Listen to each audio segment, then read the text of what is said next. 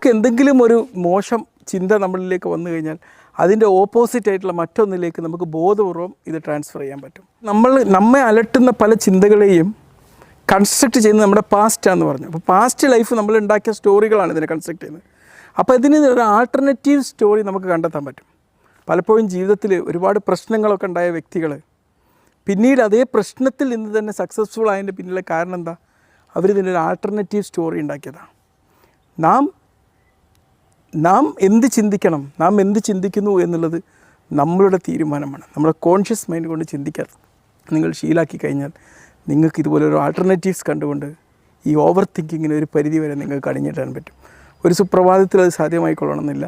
പക്ഷെ നിങ്ങൾക്ക് practice make progress എന്ന് പറയുന്നത്. ആ പ്രോഗ്രസ് അവസാനം നിങ്ങൾക്ക് എന്താക്കും?